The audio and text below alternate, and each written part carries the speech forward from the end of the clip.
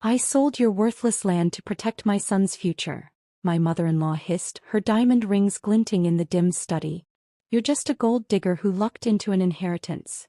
I smiled, knowing the worthless land hid her late husband's secret vault, and the tape of her sabotaging his brakes. Your husband is dead. 4 words. That's all it took to collapse my world. The phone slipped from my fingers, clattering against the kitchen tile as Officer Redmond's voice continued from the speaker, now distant and muffled. Something about black ice. About Marco's car veering off Riverside Drive. About him being pronounced dead at the scene. I don't remember screaming. The neighbor said I did. Mrs. Patterson from next door found me crumpled on the floor, still in my paint-splattered overalls from the nursery I'd been setting up. Marco and I had just found out we were having a boy. Just 3 days before. He'd kissed me goodbye that morning, his hand lingering on my still flat stomach. I'll pick up that blue paint on my way home, he'd promised. The paint cans were still sitting in his trunk when they pulled his body from the wreckage. The funeral was a blur of black suits and hushed whispers. I stood numb beside the polished mahogany casket, accepting condolences from faces I barely recognized. Marco's colleagues from the architectural firm. Distant cousins I'd only seen in wedding photos. Old college friends who'd driven hours to be there. But it was Camille who commanded the room. Marco's stepmother moved through the funeral home like she was hosting a charity gala, her black designer dress impeccably tailored, diamond earrings catching the light as she tilted her head in practiced sympathy. Such a tragedy, she kept saying, her hand briefly touching shoulders before moving on. He was like a true son to me. The lie of it burned in my throat. Marco had never been a son to her. He'd been an inconvenience, a reminder of her husband's first marriage, a threat to her claim on the Sullivan fortune. I'd seen how she looked at him when she thought no one was watching, with calculation not affection. When she finally approached me, her perfume preceded her, something expensive and suffocating. "Jocelyn, dear," she murmured, taking my hands in her cold, bony ones. Her diamond rings pressed painfully into my skin. "You'll need to be strong now." I noticed she didn't cry. Not a single tear for the man she claimed to have raised as her own. "We should discuss the house," she continued, lowering her voice. "And Marco's affairs. Perhaps next week when you're feeling more composed." I pulled my hands away. "His lawyer will contact you," I said, my voice steadier than I expected. "Everything's going to me and the baby." Something flashed behind her eyes, anger quickly masked. "Of course, dear. I'm only trying to help." That night, alone in our bed, I clutched Marco's pillow and finally let myself break. I cried until my throat was raw, until my eyes burned, until the pillow no longer smelled like him. In the darkness, I remembered how excited he'd been about the property his father had left him. 40 acres of rolling Pennsylvania woodland where 3 generations of Sullivans had spent their summers. "We'll build right here," he'd said on our last visit, standing on a sunlit hill overlooking a natural clearing. He'd spread architectural drawings across the hood of our car. His designs for our dream home. Wraparound porch, big windows facing the sunrise. The kids can grow up with space to run. Marco had loved that land in a way Camille never understood. To her, property was only valuable if it could be leveraged or sold. To Marco it was heritage, connection, future. 3 days after the funeral, I found Camille in Marco's home office, rifling through his desk drawers. "What are you doing?" I demanded from the doorway, startling her. She straightened, smoothing her silk blouse. "Just looking for some family photos," she said, not quite meeting my eyes. "For the memorial slideshow." The lie was so transparent it made me sick. "The photos are in the living room albums. You know that." "Well," she sighed, closing the drawer with a decisive click. "While I'm here, we should discuss Richard's watch." Richard, Marco's father. The man whose death 5 years ago had left Camille wealthy and Marco orphaned for the second time, having lost his mother to cancer when he was just 8. "What about it?" I asked, though I already knew. "It's a family heirloom," she said, her voice taking on the condescending tone she reserved for me. "It should stay with family. Marco was family. And now he's gone," she said with such finality that something cold slithered down my spine. "The watch belongs with me. I found it later, hidden in Marco's sock drawer. An old Patek Philippe that had belonged to his grandfather first. I slipped it into my pocket along with the deed to the Pennsylvania property. Something in Camille's expression had triggered an instinct: protect what Marco valued. A week later I met with Tyler, Marco's childhood friend, at a coffee shop downtown. We'd grown close over the years of my marriage, sharing a protective love for Marco who was too trusting, too generous for his own good. The police report said black ice, I told him, cradling my decaf as if it could warm the perpetual chill I'd felt since that phone call. But it was 50 degrees that night, Tyler. There was no ice. Tyler stirred his coffee slowly, his expression troubled. Have you talked to Camille since the funeral? She wanted Richard's watch. And she was searching Marco's office. He nodded, unsurprised. She's worried about what Marco might have found. My heart stuttered. Found? Tyler leaned forward, lowering his voice. Marco never told you this, but he was suspicious about his dad's accident. The brake lines were cut, but it was ruled mechanical failure. Cut. The word came out as a whisper. He couldn't prove anything, but he thought Camille might have been involved. He started looking into his dad's old business records, especially relating to that property. Apparently, there's something about that land that Camille desperately wants. Why didn't he tell me? He wanted proof first. Didn't want to worry you. Tyler's eyes flickered to my stomach. Especially after you got pregnant. As I drove home, my hands shook on the steering wheel. Marco's accident suddenly felt too convenient, too similar to his father's. Was it possible? Had Camille orchestrated both deaths? The phone rang as I walked through the door. It was Camille, her voice syrupy sweet. Jocelyn dear, I've been thinking. That property is just going to be a burden for you now. Why don't I help you sell it? I know some interested buyers. The seemingly innocent offer chilled me to the bone. I'll think about it, I lied, my free hand protectively covering my stomach where Marco's son grew. That night I couldn't sleep. Every creak of the house made me jump. Every shadow seemed menacing. For the first time since Marco's death, my grief was eclipsed by something else: determination. If Camille had something to do with Marco's death, if there was something on that property worth killing for, I was going to find out what it was. For Marco. For our child. For justice. 3 days later, the mail carrier delivered a certified letter requiring my signature. The return address belonged to Bradford & Sons Legal Associates, a firm I'd never heard of. My fingers trembled as I tore open the heavy cream envelope, the official letterhead swimming before my eyes as I read. This letter serves as formal notification that the property located at 145 Oak Ridge Lane, Westbrook County, Pennsylvania, has been sold by Camille Sullivan, executor of the Richard Sullivan estate. My coffee mug shattered against the kitchen floor. The property, Marco's beloved land, sold? The letter continued with legal jargon about closing dates and final inspections, but one thing was clear. Camille had somehow managed to sell land that wasn't hers to sell. Land that legally belonged to Marco and now to me and our unborn child. I called our family attorney immediately, my voice breaking as I explained the situation. That's impossible, Howard Brennan said, his usually calm voice rising. She has no authority.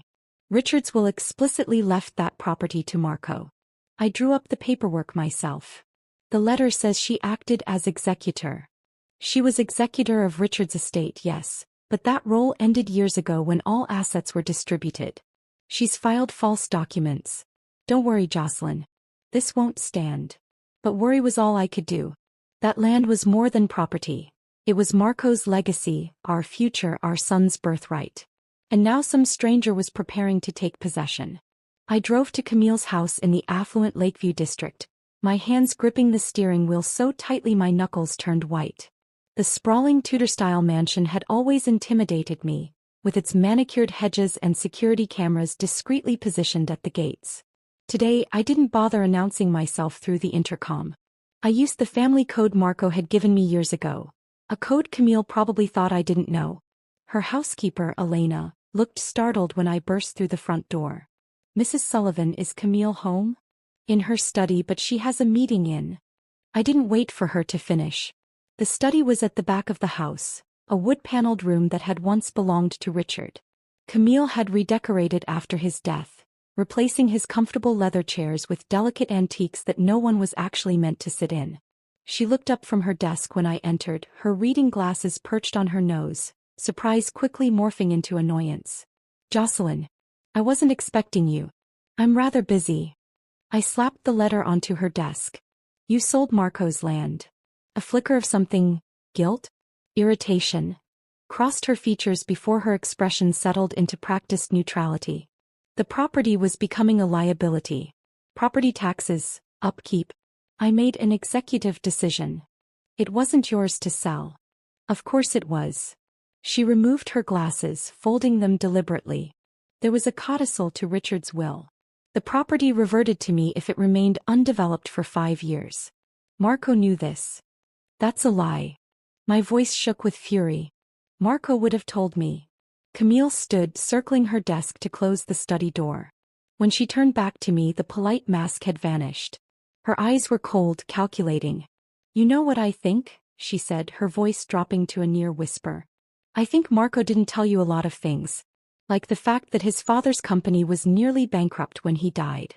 Or that I was the one who saved it, who turned it around while Marco was off playing with his little drawings. Architecture. I corrected automatically. He was an architect, not a... He was a spoiled child who never grew up, she snapped. Always expecting handouts, living off his father's name. And you? Her gaze flicked dismissively over my simple clothing, settling briefly on my stomach. You're just a gold digger who lucked into an inheritance. The words hit like a physical blow. But beneath the hurt, something else stirred, a cold, clarifying anger. That land belonged to Marco, I said steadily. And now it belongs to me and our son. Not anymore. She smiled, her diamond rings glinting as she gestured to the letter. It's done, Jocelyn. The sale is final. We'll see about that. The next day, I drove to Westbrook County, the rural Pennsylvania township where the property was located. The local law firms were small operations, their offices often sharing space with insurance agents or real estate brokers. I found Matthew Jenkins through a recommendation from the county clerk, a middle-aged attorney whose modest office belied his reputation as a tenacious property rights advocate. These documents are irregular, he said, examining the copies Howard had faxed over. For one thing, this codicil she mentioned isn't referenced in the original will. And these transfer documents, the timing is suspicious. What do you mean? They were filed just 3 days after your husband's death. He frowned, tapping his pen against the desk. Almost as if she'd prepared them in advance. The implication made my blood run cold. What can we do? File an injunction to halt the sale for starters. And I want to see the county records, check when this supposed codicil was actually registered. As I left Jenkins' office, I noticed a silver Range Rover with Connecticut plates parked outside the coffee shop across the street. Something about it tickled my memory. Hadn't the letter mentioned the buyer was from Greenwich? On impulse, I entered the shop and ordered a chamomile tea. The man at the corner table was in his 50s, with silver-streaked hair and the casual confidence of old money. When he answered his phone, I heard him mention the Sullivan property, and felt my heart race. I approached his table after he hung up. Excuse me, are you by any chance Gordon Whitley? He looked surprised. Yes, do we know each other? No, but I believe you're buying property from Camille Sullivan. I'm Jocelyn Sullivan, her stepson's widow. A flicker of discomfort crossed his face. Oh, yes. Well, it's a beautiful piece of land. My wife and I plan to build a summer home. I'm sure Camille gave you a good price, I probed gently. Exceptionally good, he agreed readily. Nearly 30% below market. Said she needed a quick, quiet sale. He paused, studying my expression. Is there something I should know? Before I could answer, my phone buzzed with a text from Jenkins. Codicil registered 2 weeks ago. Backdated. We have her. I excused myself, promising Whitley I'd be in touch, my mind already racing. 2 weeks ago, while Marco was still alive. Had she been planning this all along? Was this connected to his death? That evening, I drove out to the property one last time. The sale hadn't closed yet, and technically the land was still in dispute. I used the old key to the gate, following the dirt access road to the clearing Marco had loved. Dusk was settling over the hills as I approached the small caretaker's cottage, the only structure on the property. We'd used it for weekend stays while Marco worked on his designs. Now I wanted to collect his drafting materials and the family photos we'd left there. As I moved through the cottage with my flashlight, something felt off. The layout seemed different. The back wall of the storage closet had always been solid concrete, but now there was a seam running down its center as if concealing a door. I pressed against it, feeling it give slightly beneath my fingertips. My heart pounded as I examined the edges more carefully, finding a nearly invisible latch mechanism disguised as a circuit breaker. With trembling fingers I flipped it open. The wall slid aside with a whisper of hydraulics, revealing a narrow staircase descending into darkness. Marco's voice seemed to echo in my memory. Dad always said this property was special, that it held the past and the future of the Sullivan family. I hadn't understood then. But as I stood at the threshold of this hidden passage, my flashlight beam disappearing into the darkness below, I began to realize what Camille might be so desperate to possess, and what secrets might lie beneath this worthless land. My flashlight beam cut through the darkness as I descended the narrow concrete stairs. The air grew cooler with each step, carrying the earthy scent of undisturbed soil mingled with something metallic. My heart hammered against my ribs, each beat echoing the same thought. Marco never knew about this. At the bottom I faced a heavy steel door with a keypad lock. I tried Marco's birthday, then Richard's. Nothing. My hand instinctively touched my stomach as I typed in the due date of our baby. The date Marco had programmed into both our phones the day we learned I was pregnant. The lock clicked open. Inside lay a room roughly the size of our living room, walls lined with metal shelving units filled with cardboard boxes, each labeled meticulously by year. A large desk dominated the center, topped with an ancient computer and stacks of folders. The space felt frozen in time, a perfect preservation of Richard Sullivan's private world. I began with the boxes from 5 years ago, the year of Richard's death. Inside I found newspaper clippings about Sullivan construction, project blueprints, and financial records far more detailed than anything that had been shared with Marco after his father died. One folder contained articles about government contracts from the 1980s, with photographs of Richard shaking hands with military officials. The headlines mentioned specialized security installations and classified infrastructure projects. The next morning I drove back to Westbrook and visited the local historical society. The elderly volunteer, Mrs. Winters, seemed delighted by my interest in Sullivan construction. "Oh, Richard Sullivan was quite the mysterious figure around here," she said, pulling out bound volumes of the county newspaper. "His company built most of the important structures in the county, but it was his government work that got people talking." Government work? Cold War era. Fallout shelters mostly. But rumors said he built secret installations for the military too. She lowered her voice conspiratorially.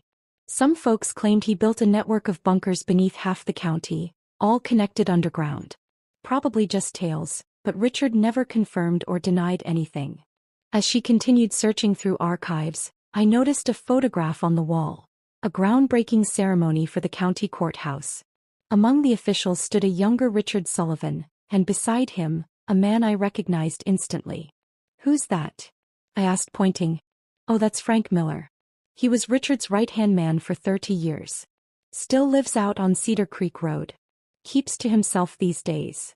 An hour later I pulled into the driveway of a modest farmhouse on the outskirts of town. A weathered man in his 70s eyed me suspiciously from the porch until I introduced myself. "Marco's wife." His weathered face softened immediately. Come in. Terrible about Marco. Just terrible." Frank Miller's living room was cluttered with memorabilia from construction projects. Photographs, hard hats, even a bronze trowel mounted on the wall. He served coffee in mismatched mugs, his hands still strong despite their arthritis. "I was the caretaker for that property after I retired from active construction," he explained. "Richard wanted someone he trusted keeping an eye on things." "Did you know about the bunker beneath the cottage?" His coffee mug paused halfway to his lips. "He showed it to you." "I found it by accident." "What is it exactly?" Frank set his mug down carefully. "Richard built it in '83 during the height of the Reagan defense buildup. Officially it was a private fallout shelter. Unofficially," he sighed, "Richard kept things there he didn't want anyone to find. Not even his wife." "Especially not his wife," I guessed. Frank's eyes met mine. "Richard married Camille when Marco was 12. Beautiful woman, 20 years his junior. We all knew what she was after, but Richard was besotted. Wouldn't hear a word against her. But he still built a secret vault she knew nothing about. Richard wasn't a fool, just in love. He documented everything.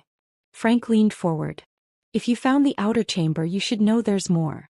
A second level. My breath caught. How do I access it? The bust of Benjamin Franklin on the desk. Turn it clockwise, then press the base. That's where Richard kept his most sensitive materials. That night, I returned to the property, parking my car half a mile away and approaching on foot.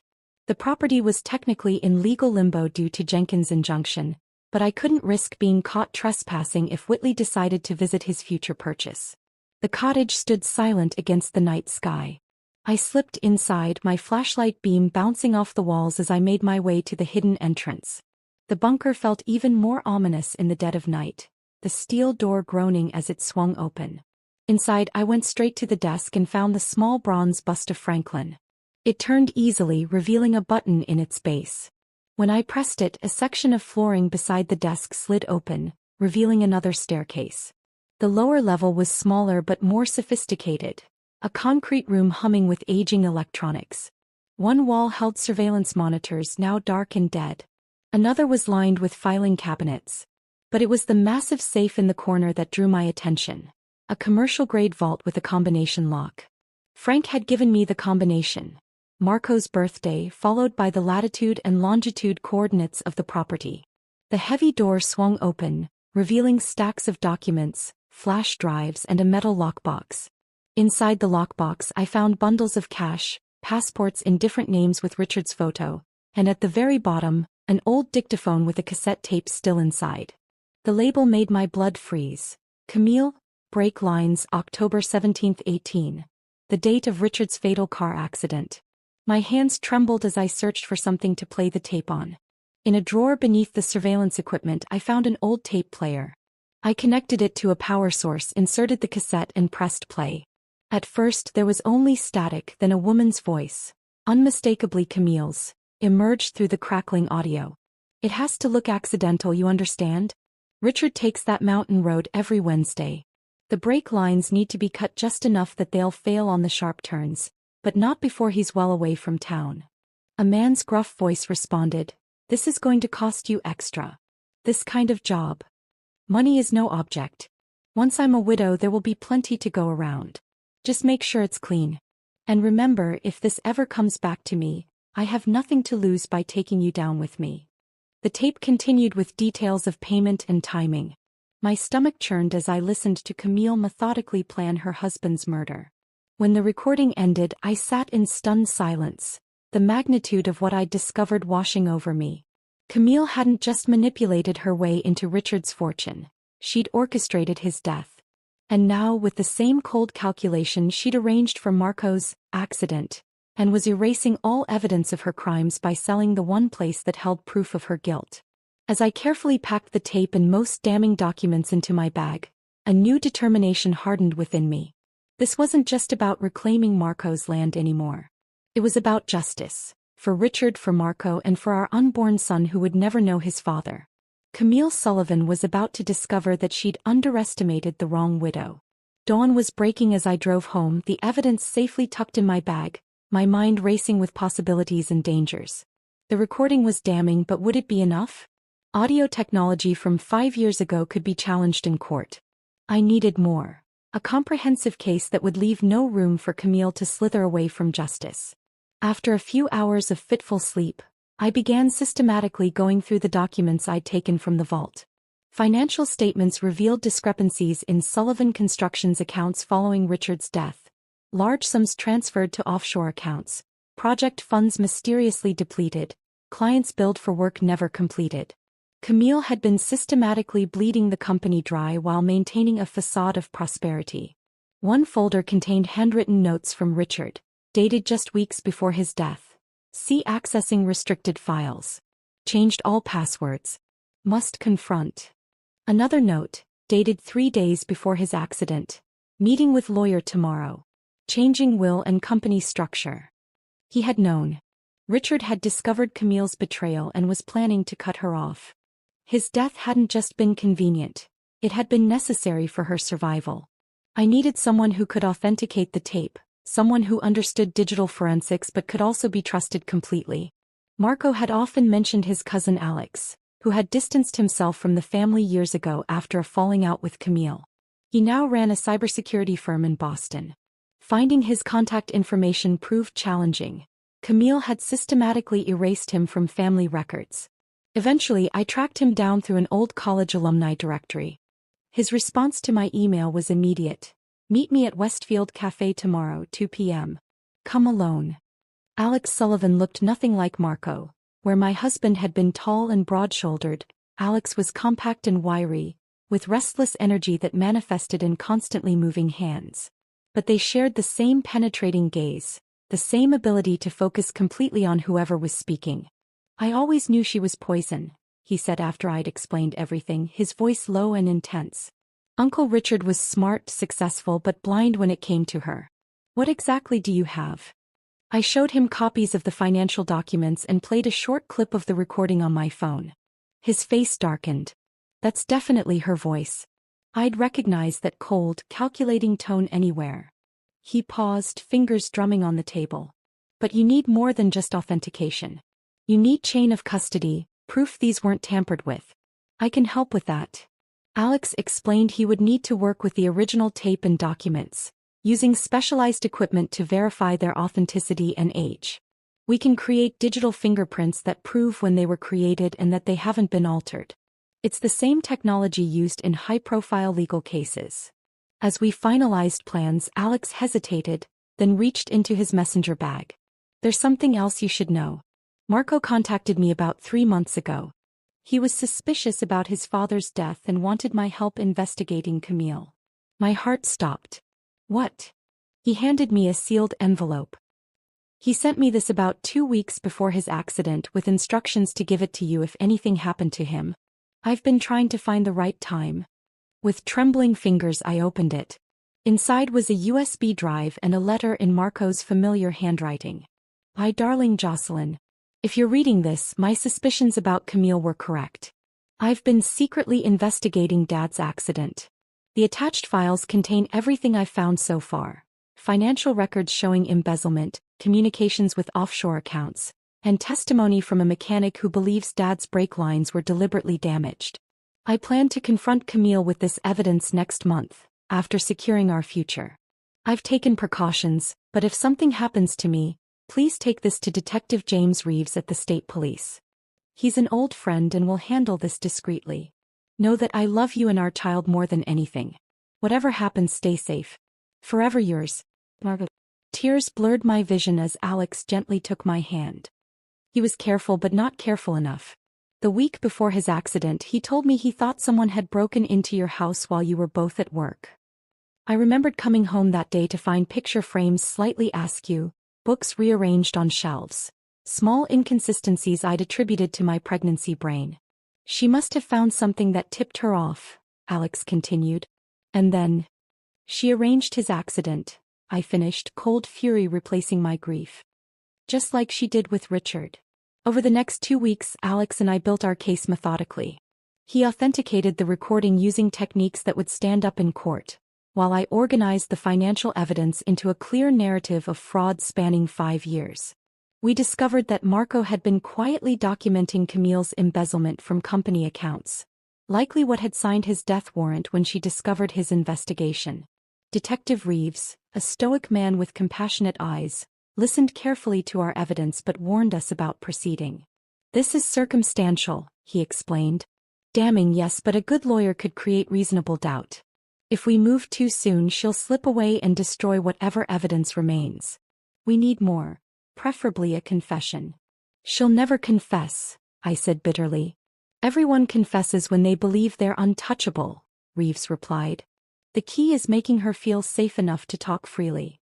That night I lay awake formulating a plan. Camille's greatest weakness was her pride, her absolute confidence in her superior intelligence. She believed she'd already won, that I was just a grieving widow too broken to fight back. That perception was my most powerful weapon. "We need to make her believe she's successfully intimidated me," I told Alex the next day. "That I'm willing to sign away my rights to everything in exchange for being left alone. She won't believe that, Alex objected. You're too stubborn, too much of a fighter. She will if she thinks I'm protecting the baby, I countered, my hand instinctively moving to my growing belly. Maternal fear is something even Camille would understand. The strategy took shape. I would approach Camille, seemingly defeated, offering to relinquish all claims to Marco's estate and the Pennsylvania property in exchange for a modest settlement that would allow me to move away and raise my child in peace. The meeting would take place at her house, where Detective Reeves would ensure surveillance equipment was in place to capture any incriminating statements. It's risky, Reeves warned. If she suspects anything. She won't, I said with conviction. Camille sees exactly what she expects to see. A grieving, frightened young woman who's in over her head. She's never actually seen me as a threat, which is precisely why this will work. As I drove home that evening, I felt Marco's presence beside me, almost as if he were guiding this plan from beyond. The evidence was gathered, the strategy set, the players in position. All that remained was to give Camille enough rope to hang herself. I touched the small recorder Alex had provided, already sewn into the lining of my purse. You were right to be suspicious, Marco, I whispered to the empty car. And she was wrong to underestimate how far I'd go to protect our family. 2 days later, I stood on Camille's doorstep, wearing a loose-fitting maternity dress that emphasized my pregnancy, hair deliberately unstyled, eyes rimmed with red from the eye drops Alex had provided. I needed to look defeated, vulnerable.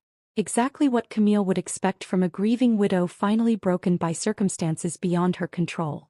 Elena's surprise was evident when she opened the door. Mrs. Sullivan, we weren't expecting you. I need to speak with Camille, I said, my voice deliberately shaky. Please. It's important. Camille was in the sunroom, dressed impeccably as always, reviewing documents with her reading glasses perched on her nose. She looked up with thinly veiled annoyance when I entered. Jocelyn. This is unexpected. I want this to end, I said simply, sinking into the chair across from her, one hand protectively cradling my belly. All of it, the legal battles, the accusations. I can't. I don't have the strength anymore. A flicker of satisfaction crossed her features before she composed her expression into one of practiced concern. I understand this has been difficult for you, dear. Grief can be so disorienting. I'm willing to sign whatever you want, I continued, eyes downcast. For the land, Marco's shares in the company, everything. I just need enough to start over somewhere quiet for the baby's sake.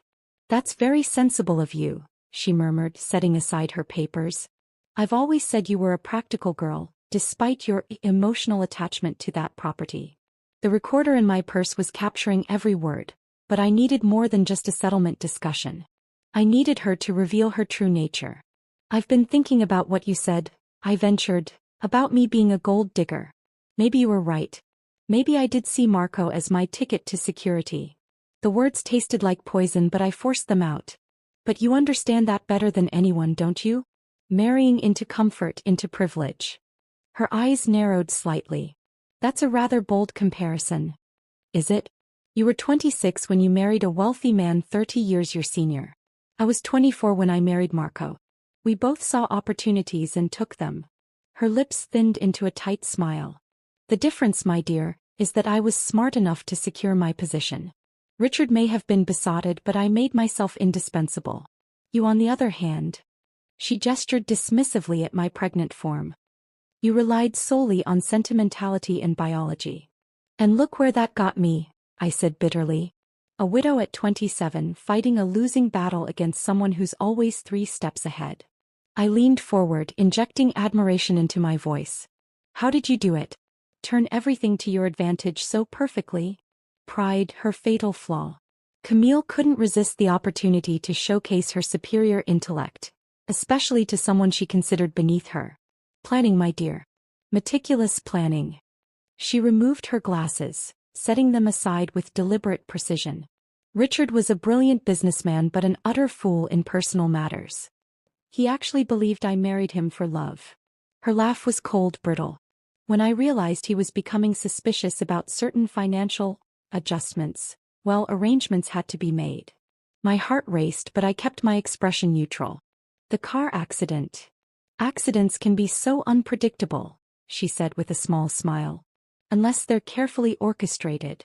And Marco? Another accident. She studied me for a long moment, then apparently decided I posed no threat. Like father, like son. He was becoming too curious about his father's financial records. Some people simply can't leave well enough alone. My nails dug into my palms, but I maintained my facade of defeated curiosity. The land, what's so special about it? Why were you so desperate to sell it? Insurance, she said simply. Richard was paranoid, kept evidence of all his dealings and mine hidden away somewhere. I never found his secret storage, but I knew it had to be on that property. Selling it quickly, getting it bulldozed for new construction, was the safest option. And now we come to an arrangement. Her tone became businesslike. I'm hosting the annual Sullivan Construction Gala next weekend. My retirement announcement. After 20 successful years, I'm selling the company to our competitors at a very handsome profit. Attend the gala, sign the papers I'll have prepared, and I'll grant you a generous settlement. Enough for you and your child to disappear somewhere pleasant. Does that sound amenable? I nodded, eyes downcast to hide the fury burning within. I'll be there. The week that followed was a whirlwind of preparation. Detective Reeves arranged for an official investigation based on the evidence we'd gathered. Alex worked with the forensics team to prepare the recordings for presentation. Matthew Jenkins secured a court order halting any construction on the Pennsylvania property. On the night of the gala, I arrived at the Sullivan mansion wearing a simple black maternity dress, hair swept up elegantly, Marco's mother's pearls around my neck. To anyone watching, I looked like a widow paying respects to her husband's family legacy. Only I knew the small clutch in my hands contained a thumb drive with copies of all our evidence. Camille greeted me with artificial warmth, guiding me through the crowd of business associates, family friends, and local dignitaries. Everyone's so pleased you decided to join us, she murmured. Such a lovely gesture of family unity. At precisely 9 o'clock, Camille tapped her champagne glass for attention and began her practice speech about her years building Sullivan Construction, her dedication to Richard's vision, and her difficult decision to retire and sell the company. And now, she concluded with a benevolent smile, I'd like to welcome my dear daughter-in-law, Jocelyn, who has graciously agreed to support this transition during her difficult time. The polite applause as I approached the small podium masked the sound of the main doors opening to admit Detective Reeves and 2 uniformed officers. Thank you, Camille, I began, my voice steady. Family legacy is indeed important, which is why I can't allow Sullivan Construction, my husband's birthright and my child's future, to be sold based on fraud, embezzlement, and murder. The room went utterly silent. What is this nonsense? Camille hissed, reaching for the microphone. Perhaps we should all listen to Richard Sullivan himself, I said clearly, nodding to Alex at the back of the room. The lights dimmed and a projector illuminated the wall behind me.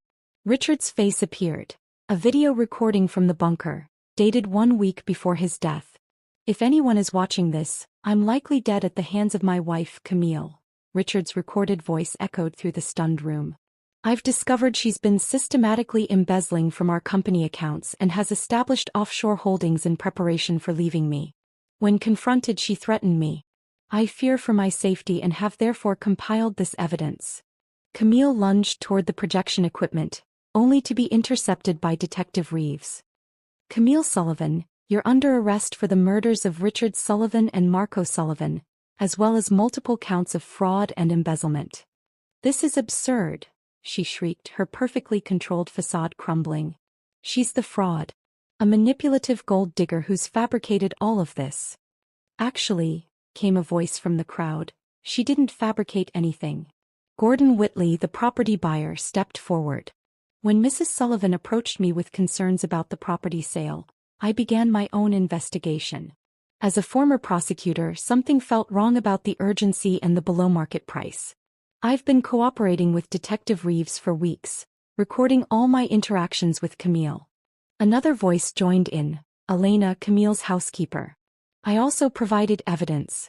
I overheard Mrs. Camille on the phone the day before Mr. Marco's accident, discussing break lines and payment terms. I was afraid to come forward until now. As Camille was led away, still protesting her innocence, the shocked guests began to disperse. I found myself surrounded by Marco's distant relatives, old family friends, all expressing their horror at what Camille had done and their support for me and my unborn child. 6 months later, on a perfect spring morning, I stood on the hillside of the Pennsylvania property, now legally returned to me, watching as construction crews broke ground on the house Marco had designed. My son, Richard Marco Sullivan, slept peacefully in his carrier beside me. Camille had been sentenced to life without parole for the murders of Richard and Marco. Sullivan Construction was being restructured under the guidance of Alex, who had discovered a passion for the family business once Camille's toxic influence was removed.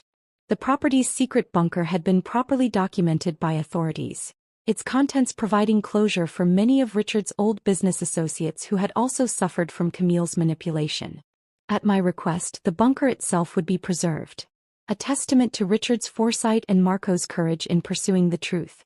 As I watched the foundation being poured for our home, the home Marco had dreamed of, I felt his presence beside me, his hand symbolically on my shoulder. The house would be exactly as he'd designed it. Wraparound porch, big windows facing the sunrise, room for our son to grow. "We did it, Marco," I whispered to the spring breeze. "We reclaimed your legacy. And I promise our son will know everything about his father. Your kindness, your vision, your bravery." The worthless land that Camille had been so desperate to sell had ultimately been her undoing.